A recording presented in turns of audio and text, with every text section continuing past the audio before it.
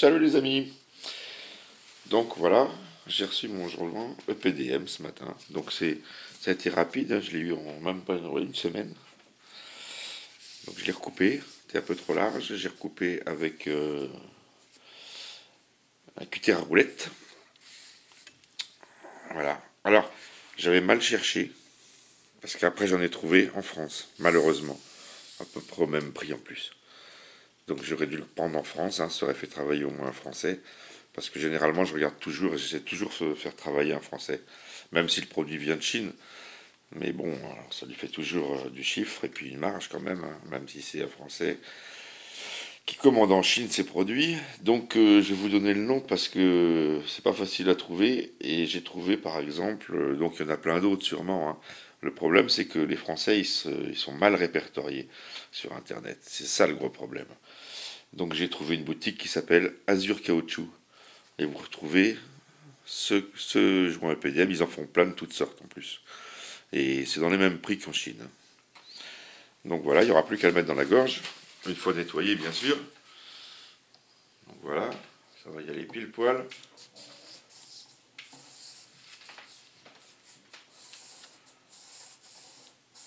Voilà. Donc là, il va falloir que je nettoie comme il faut. Enlever absolument toutes les traces. Et j'attends mes rivets en fait pour mettre mes barres, puisque les rivets sont dans le fond de gorge. Dès que j'ai les rivets, je remets mes barres et tout l'accastillage. Et après, je pourrai mettre mon joint. Et puis là, après, on peut le remonter sur le bateau, puisque vous voyez que le joint, c'est fini. C'est bon, il est sec. Bon, il reste un petit peu de nettoyage, de découpage propre à faire autour, mais voilà, c'est impec. Je voulais vous montrer autre chose. J'ai reçu quelques bidouilles que j'avais commandées. Donc, pour aller un peu en vrac, des pinceaux. Alors ça, c'est pas cher du tout, hein. Je vous montre que des produits vraiment pas chers, on va dire. Alors, j'ai pas tous les prix en tête, mais bon. Donc là, ce sont des pinceaux pour faire de la finition ou autre. Alors ça vient de chez des magasins Action. J'en ai 1, 2, 3, 4, 5, 6, 7, 8, 9, 10, 11, 12. Et c'était, je me souviens plus, c'était les 4 € de toute façon. Voilà, pour 12 pinceaux. Il y avait des packs avec moins, des packs avec des plats, enfin voilà, le genre de produits qu'on peut trouver dans les magasins Action qui sont vraiment pas chers, quoi. Baguette de soudure inox. Donc c'est de la 2,5 par 10 parce que j'ai pas l'utilité de faire des grosses quantités de soudure inox. Voilà. Donc j'en ai pris plusieurs quand même, hein. J'en ai pris 3 packs. Donc là ça va me servir à faire tout ce qui est soudure inox. Il me faut que je fasse un davier à l'avant. Donc le davier, pour ceux qui ne savent pas, c'est ce qui récupère la corde de l'encre avec une roulette et puis pour guider le bout qui va à l'encre. Donc je vais refaire un davier mieux et je vous expliquerai pourquoi. Et puis une échelle qui est obligatoire. J'en ai une dessus mais qui est un gros truc monstrueux qui est plutôt prévu pour un bateau de 10 mètres. Donc je ferai surtout du plus léger. Ah, ça c'est eBay. Ça c'est eBay, 6 cloches. 6 cloches de tous les diamètres. Alors ça va de... Ah bah là j'ai plus... C'est pas marqué, si, ça doit être 13 je crois. Non pardon, 19. 19 mm à 64 mm. Voilà. Avec le fourré de guidage. Donc c'est tout simple. Voilà. Vous prenez votre 6 cloches. Vous voyez la forme du trou là. Avec 2 plats. Vous la mettez dessus. Vous remettez l'écrou par derrière. Voilà. Vous percez. Et puis après la 6 cloches va attaquer. Alors j'ai pas encore essayé. Mais d'après les tests, ça coupe la ferraille. Bon, si déjà ça coupe le bois, le stratifié, la résine, tout ça, Moi c'est pour ça, donc c'est pas pour faire des trous. Si j'ai besoin de trouver de l'aluminium, voilà. Puis pour les petites, il y a un autre. Voilà. Les tiges sont en 3 faces, donc ça évite que ça patine. C'est pas mal foutu. Pour le prix, c'est dérisoire. Mais dérisoire. C'est moins de 10 euros. Je me souviens plus du prix, mais c'est vraiment dérisoire. Les dents ont l'air bien, ça a l'air d'accrocher bien. Bon, à voir à l'usage. Mais ça devrait marcher. Alors là, j'ai pris de la visserie. Inox. Inox bois, tête fraisée. 3 longueurs différentes. Donc inox A4, puisque vous avez de l'inox A2 qui existe. Mais l'inox A4, c'est l'inox qui ne bougera pas, qui résiste à l'eau de mer. C'est-à-dire que c'est ce que vous retrouvez, c'est la qualité que vous retrouvez dans les restaurants, par exemple, au niveau des cuisines. Les tables inox sont toutes montées en inox A4 avec de la boulonnerie A4. Ça ne rouille pas, ça résiste aux produits chimiques, alcalins, acides et autres. Et ça ne rouille pas surtout. Donc sur un bateau, à cause du sel, on est obligé de mettre du A4. Donc j'ai pris toute la visserie en A4 aussi. Voilà. La visserie est en A4. Parce que c'est vraiment, il n'y a rien de plus dégueulasse de monter des vis sur un bateau et puis de s'apercevoir la semaine d'après que la rouille coule partout. Donc ça c'est niette, même à l'intérieur, tout sera monté, toute la boulonnerie sera en A4 de toute façon. Petite bombe de peinture 100 ml Tamiya Color. Ça c'est pour peindre le Lexan, c'est une peinture spécifique, je vous en avais déjà parlé sur une autre vidéo, dans mes autres vidéos de rénovation. Hein. C'est de la peinture spécifique pour peindre le Lexan, donc les glaces qui sont sur le bateau, qui sont en Lexan. Donc c'est une peinture qui va accrocher sur le Lexan. Et vous trouvez ça, donc là c'est du noir pour faire des bordures et des séparations. Et ça se trouve dans les magasins de modélisme parce que les carrosseries de voitures radiocommandées sont en Lexan. Et ils vendent des petites pompes de peinture de 100 ml pas chères, de toutes les couleurs. Pour les parents bien sûr. Donc voilà, vous pouvez les trouver. Qu'est-ce que j'ai d'autre? Du gel coat de chez Orange Marine. Alors Orange Marine, je me suis déjà servi une fois chez eux. Alors je vous le dis parce que ça vaut quand même le coup. J'avais pris quand même pas mal de choses. Il y a 4 ans, 5 ans peut-être, 5 ans, ouais. J'avais passé une commande chez eux de pas mal de trucs. Et puis quand j'ai déballé, il me manquait une encre flottante d'ailleurs. Alors tout y était, sauf l'encre. Elle était bien facturée et tout. Donc je les ai prévenus qu'il manquait l'encre. Au déballage du colis, il manque l'encre. Le colis n'avait pas été ouvert, rien du tout. Donc ils ont été très sympathiques, j'ai eu une réponse très sympathique, comme quoi, grosso modo, allez vous faire voir, quoi. Voilà, tout a été bien mis dans le colis par notre collaborateur, monsieur Intel. Alors là, j'en ai eu besoin, et c'était la moins chère. Je vais les essayer, leurs produits, mais bon, depuis ce jour-là, ceux-là, ils peuvent aller se faire voir.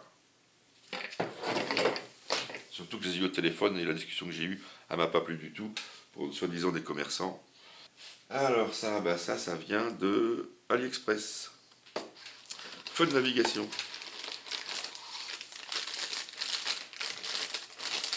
Alors les feux de navigation, il faut savoir que des feux de navigation de qualité, c'est relativement cher.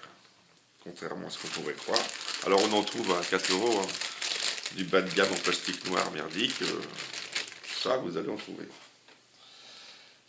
Qui prend l'eau, qui ne marche pas au bout de 2 jours, enfin voilà. Alors c'est un peu le cas de ceux-là. C'est un peu le cas de ceux-là. Mais ils sont quand même un peu mieux. D'abord, ils sont à LED. 8 LED. J'ai pas de tournevis sous la main là.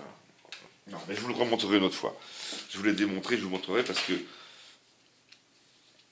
là vous avez un caoutchouc. Ici, la fixation c'est pas terrible du tout. Il va falloir changer la vis. Enfin, garder la vis, se mettre un écrou et rondelle plutôt que cette espèce de rivet à serrer là. Voilà. De l'autre côté, vous avez une platine. Le verre, le cabochon en plastique, vert ou rouge, il recouvre en fait toute la partie, et c'est monté avec un joint torique tout le tour. Et après vient le capuchon blanc par-dessus. Bon, l'étanchéité n'a pas l'air mal au niveau du joint torique, n'empêche que je vais quand même remonter avec du silicone. Et que je remettrai partout du silicone, partout dessous là, entre les deux. Et puis qu'il y en aura aussi entre le joint et la coque, pour une étanchéité parfaite. Puisque la moindre goutte d'eau salée qui va rentrer sur la platine électronique, puisqu'il y a des composants électroniques, il y en a un principalement, un petit mille pattes là. Si vous mettez de l'eau salée là-dedans, c'est mort. Ça, c'est garanti. Alors, si c'est super bien monté au niveau étanchéité, il n'y aura pas de souci, je pense. À voir après, bon, bah, dans le temps, la longévité. Est-ce que les LED vont tenir le coup ou pas? Bon, voilà. Il y en a quand même pour 20 €. C'est à voir. Bon, je pourrais toujours modifier, remonter d'autres LED si ça va pas. Mais je ne réinvestirai pas dans d'autres feux. Ça, c'est sûr. Alors, j'ai pris en blanc, voilà, bon. Tout sympa. J'aime bien la forme, tout. Puis léger. Ce qui gâche rien. Maintenant, si vous voulez mettre 70-80 €, puisque c'est le prix, vous trouverez du montage en coque inox, hein, bien sûr. Et du montage beaucoup plus sérieux. Hein, ça. Mais bon, voilà. Moi, je vais m'en débrouiller. Pompe à eau. Pompe à eau, alors qu'il peut pomper du gasoil également. Bon, surtout pas d'essence. Hein. Ne pompez jamais d'essence avec des pompes, petites pompes 12 volts comme ça. Puisque beaucoup, ce sont des moteurs à balai, il y a des étincelles, et alors là, vous voyez ce qui peut se passer, quoi. C'est feu assuré. Mais par contre, sur du gasoil, celle-ci, elle fonctionne. Et bien sûr, de l'eau. Alors, dans l'eau salée, j'en sais rien. Enfin, là, c'est pour le réservoir d'eau douce, donc c'est pas un problème. Donc là, elle est montée avec une prise allume-cigare que je vais supprimer. Donc oui, c'est une pompe qui n'est pas grosse, qui n'a pas un gros débit, c'est dans les... bon, elle peut refouler à 3 mètres de haute, non. Diamètre 16 mm en sortie. Le moteur consomme 0,2 A jusqu'à 1,5 A en maxi, 12 litres minute. Voilà, 12 litres minute, petit débit quoi. Et moi, c'est pour... Alors ça c'est bien pour faire du transvasement de réservoir, des choses comme ça. En 12 volts bien sûr. Diamètre pas très gros. Pour rentrer dans un jerrycan. Petite grille au fond. Donc, avoir posé au fond du jerrycan. Le tuyau va sortir par le trou que je ferai dans le bouchon. Il y a suffisamment long de câble. Il y a même un interrupteur livré avec, mais moi ça ne fonctionnera pas comme ça. Et vous avez la prise d'allume-cigare. Le tout pour moins de 10 € bien sûr. Et puis, j'ai également commandé un robinet. Donc qui va aller avec ma pompe. Donc qui se règle. C'est robinet type camping-car. Hein. Alors c'est un basique, hein, je vous dis tout de suite. Hein, c'est du modèle basique. Parce que pareil, c'est du premier prix. Qui est commandé par un contacteur. Enfin, qui possède un contacteur au robinet. Voilà. Alors, là on peut le régler bien sûr pour le rabattre après. Là, une vis avec un joint. Ici, l'arrivée d'eau. Donc, qui va être relié à mon tuyau de pompe. Donc là, c'est pas les mêmes diamètres, il va falloir que je fasse encore des bidouillages. Et puis sur le robinet, vous avez un contacteur. Je ne sais pas si vous l'entendez.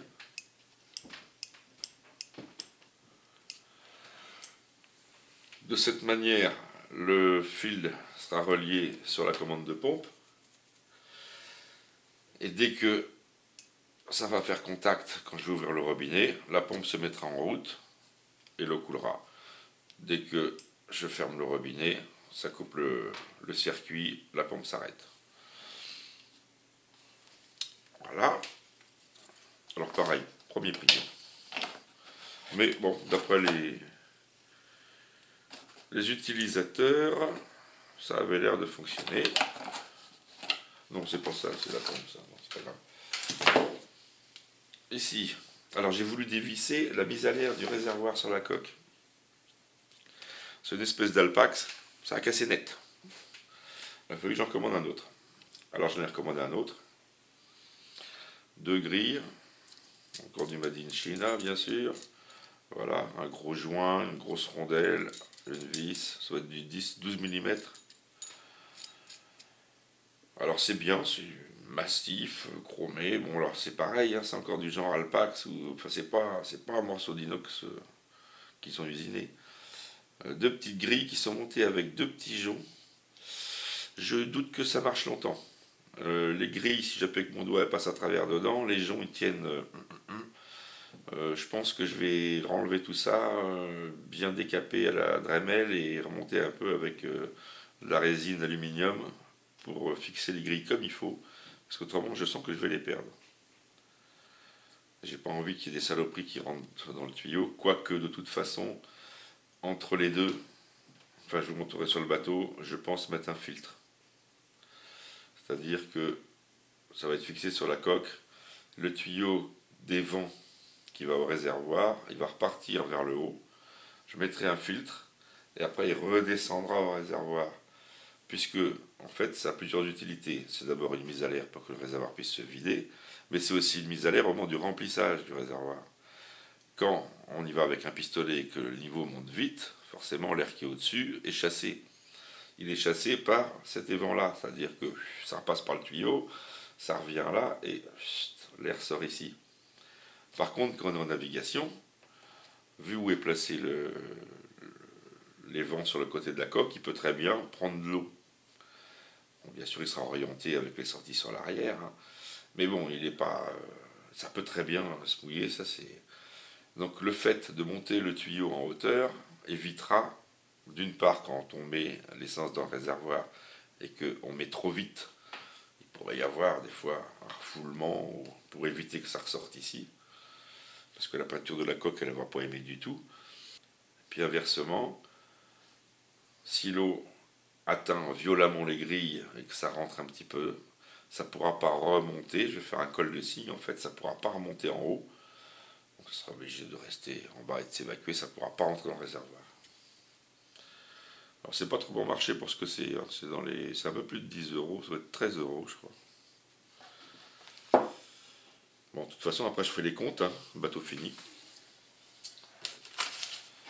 Et puis, vous allez rigoler, mais j'ai acheté une bassine. Eh ouais, la bassine, c'est l'évier. Alors, comme le bateau, il y aura du bleu et du blanc, j'ai pris une bassine bleue.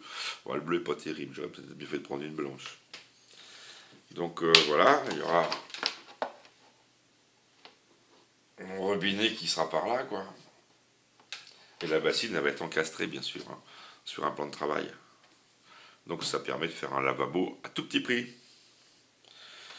Bien sûr, après, si on veut dépenser des sous, vous avez des beaux combinés inox, il y a tout ce qu'il faut en camping-car. Voilà. Bon, enfin bon, c'était pour vous montrer un peu ces petites choses que j'ai reçues récemment. Voilà, j'ai enlevé les hublots latéraux également. Alors, je ne vous dis pas pour le démontage, vous avez des vis ici. 4 vis. 4 vis pour séparer le hublot en deux, puisque ces hublots, en fait, ils sont montés comme ça.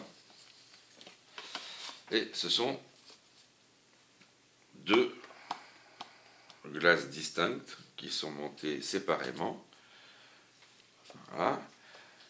Et à l'intérieur, c'est comme ça. Et quand vous tournez, voilà, vous avez une aération. Et quand vous remontez, pardon, c'est le problème, dans l'autre sens, voilà, l'eau, comme il se trouve comme ça, ne peut pas remonter par là, enfin, normalement. Normalement, voilà. Vous avez une petite différence de hauteur, oh, mais qui est minime. Il n'y a même pas un centimètre de différence en hauteur entre celle-ci et l'extérieur et l'intérieur. Ce qui fait que voilà, l'air peut passer encore un petit peu ici, mais pas beaucoup, hein, ça fait 5 mm. Donc il y a une légère aération, puis ça permet de mettre plus.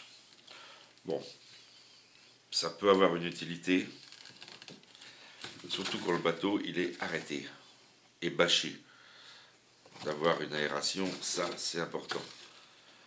Je vais pas retrouver les joints qui vont à l'intérieur. Ça va être...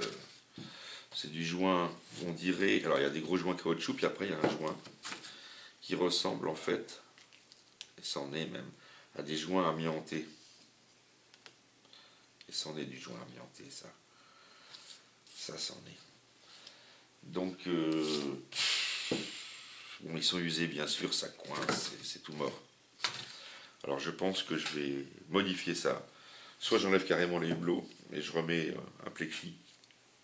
Ça fera du poids en moins en plus parce que c'est pas léger. Soit j'arrive à les ouvrir et je remplace, je mets juste un seul plexi dedans. Enfin on verra. Voilà.